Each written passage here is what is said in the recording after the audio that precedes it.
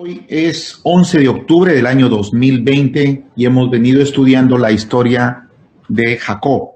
Historia maravillosa, pero el día de hoy pasa algo que tenía que pasar, algo que Jacobo tenía que enfrentar a su pasado. Estudiamos la semana pasada que acabó su relación con Labán después de 20 años de haber sido golpeado, de haber sido ultrajado de muchas formas. Finalmente sale de esa tierra y regresa a la tierra de sus abuelos, a la tierra de sus padres, y se va con sus 11 hijos, con sus esposas, y el hombre está en camino hacia Canaán, la tierra prometida. Y dice el capítulo 33 que, alzando sus ojos, dice: Jacob siguió su camino y le salieron al encuentro ángeles de Dios. Ni bien sale, ¿qué ocurre? Le encuentran ángeles de Dios, se le presentan a Jacobo. La palabra no especifica qué es lo que los ángeles le dicen, pero se supone que lo estaban advirtiendo de que Saúl venía porque se había enterado de que Jacob estaba en camino para allá. Hemos estudiado la vida de Jacob y Esaú cuando le robó la primogenitura, y lo que hizo es engañar a su padre, engañarlo a él. Ustedes conocen muy bien esa historia hasta el día de hoy. Y llegó el momento de enfrentarse a su pasado. Llegó el momento de enfrentar su realidad. ¿Quién es Jacob? ¿Y qué es lo que ocurre? Los ángeles de Dios se le adelantan, se le presentan. La palabra no nos dice qué es lo que ocurre, cuál es la conversación que tienen. Pero dice que él de inmediato agarra a unos siervos y les dice: vayan a apaciguar a mi hermano Esaú.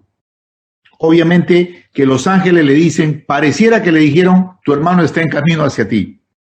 Entonces él manda una caravana y regresan y le dicen: Jacobo, tenemos noticias. Tu hermano Esaú está viniendo, pero está viniendo con 400 hombres, armados hasta los dientes. Ya se imaginan qué es lo que Jacob sintió en ese momento. No podía creerlo, no podía creer que todo lo que él había luchado, todo lo que él había trabajado, todo lo que había pasado, estaba con su familia y tenía que centrarse y enfrentarse a una realidad. ¿Cuál era la realidad?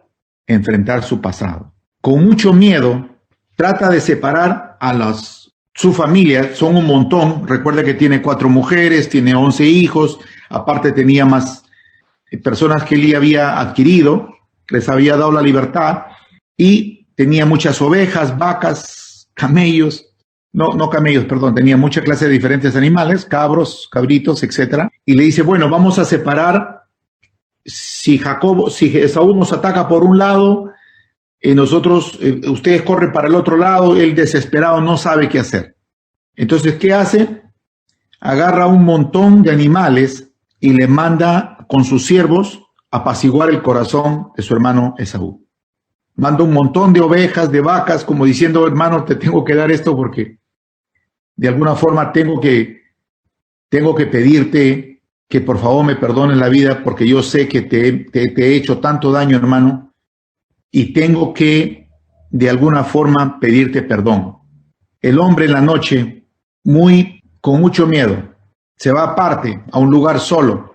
¿Y qué es lo único que le queda cuando una persona está en esa situación? ¿Qué es lo que nos queda a nosotros cuando enfrentamos la muerte? Como el caso de Glenn que estamos hablando hace poco. ¿Qué es lo que hacemos cuando todas las puertas se nos han cerrado? Cuando recibimos malas noticias de parte del médico, de parte de nuestros jefes, de parte de los dueños de casas, de parte de tantas cosas que nos ocurren. ¿Qué es lo que él hace? Es clamar a Dios. Y le dice: Señor, tú me hiciste una promesa. Tú me dijiste que yo llegaría a la tierra prometida. Y dice la palabra que se le presenta otro ángel. Pero este ángel, ¿qué es lo que hace? Agarra una pelea directa con Jacob. Toda la noche, dice, hasta rayar el alba, hasta la madrugada. ¿Qué hace? Empieza a pelear con él. Es una pelea campal hasta que finalmente dice la palabra que él lo vence al ángel. Pero antes de que acabe, antes de que finalmente pueda acabar, le dice: dime tu nombre. ¿Cuál es tu nombre? Yo no te voy a dejar hasta que tú me des la bendición. Él se había dado cuenta que estaba peleando con Dios mismo. Y dice las Escrituras que el ángel que peleaba con él le da en una parte de la cadera que lo deja cojo, pero le dice, tu nombre no será más Jacobo, sino ahora será Israel. Él agarra, no entiende todavía lo que había pasado hasta ese momento, pero dice, voy a ponerle un nombre a este lugar, y este lugar se va a llamar Peniel, porque he visto cara a cara a Dios. Lo he visto cara a cara. El ángel le dice, tu nombre se llamará Israel porque has peleado con Dios y con los hombres y has vencido. Y esta lección, escúcheme bien lo que le voy a decir, esta lección es para todo aquel que tiene un encuentro con Dios y su vida es marcada para siempre. El símbolo del golpe es el sello que Dios le pone a usted y a mí cuando Él toma el poder y el control de nuestras vidas. Jacobo no es la misma persona después del encuentro. Fíjese todo lo que él había pasado, todo el abuso que tuvo por parte de Labán durante 20 años. Él sufrió duro, pero en esa noche su vida cambió para siempre. Y cuando el ángel le dice, le pone el nombre de Israel, ese nombre es significativo para los próximos 4,000 años. Por eso que ahorita tenemos bronca con Israel. Bueno, ya hablaremos más adelante acerca de Apocalipsis que tiene que ver con Israel. Porque usted se va a dar cuenta que todos los problemas que ocurren en el mundo no se compara a lo que pasa en esa pequeña nación de 20,000 kilómetros que se llama Israel, rodeada de 44 países árabes que lo quieren desaparecer de la faz de la tierra. Pero ese es un tema aparte. Ya hablaremos más adelante, hermanos míos. Porque estamos estableciendo hoy en día las bases de quién es Israel y qué tiene que ver eso con usted y conmigo. Cuando una persona tiene su encuentro con Dios, cuando una persona se enfrenta cara a cara a Dios, cuando una persona se rinde hacia Dios y le dice, Señor, haz tu voluntad en mi vida, es que ahí se convierte en un Israel, en una nueva criatura, en una persona que le entrega su vida, su corazón, su alma, su mente, todo al Señor. ¿Sabes por qué? Porque tienes un momento donde ya no tienes dónde ir. Todas tus fuerzas se han agotado. Toda tu economía se ha colapsado. Todas tus finanzas están en el piso. Todas las cosas te han ocurrido de tal forma que dices, no puedo más. Eso me ocurrió a mí a los 40 años, cuando en una mañana me invitaron a una iglesia y yo sabía que Dios me llamaba a su presencia.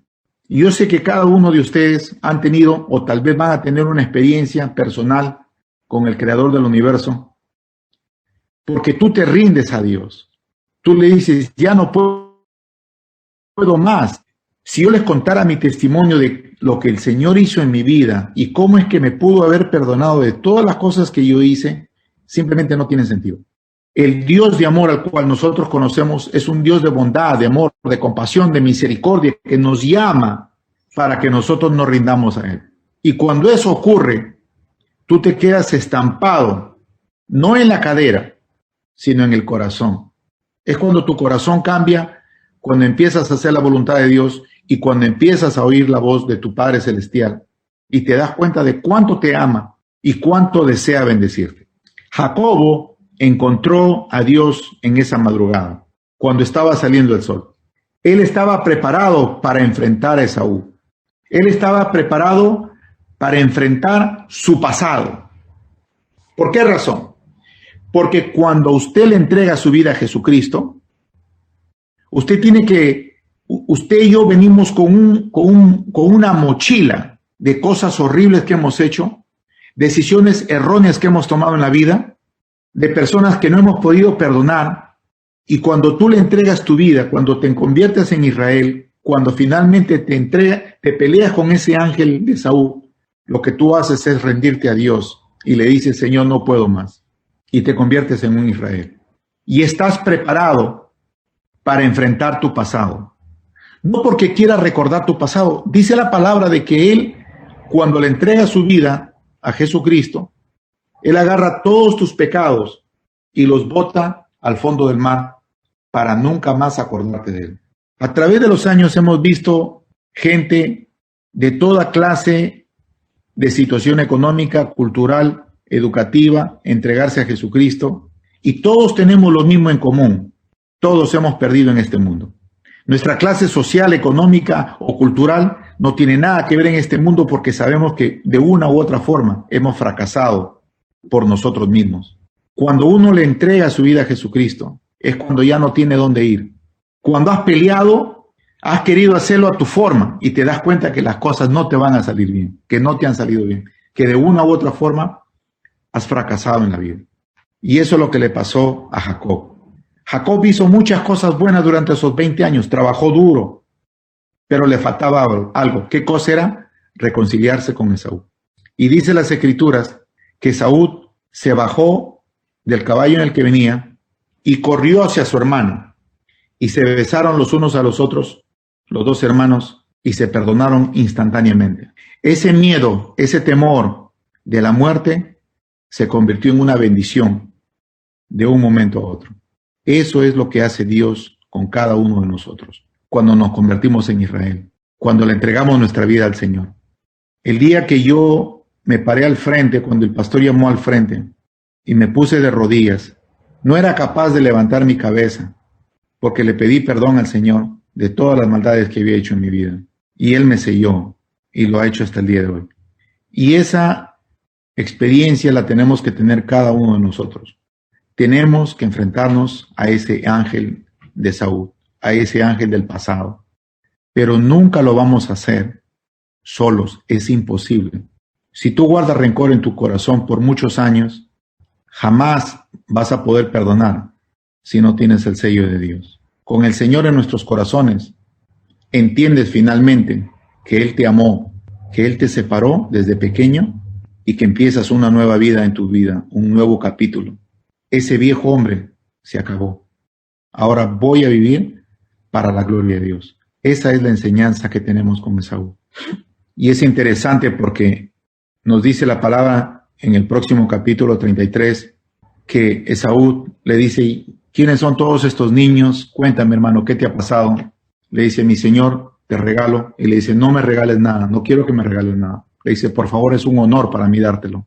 Le entrega a su hermano y le dice: vámonos.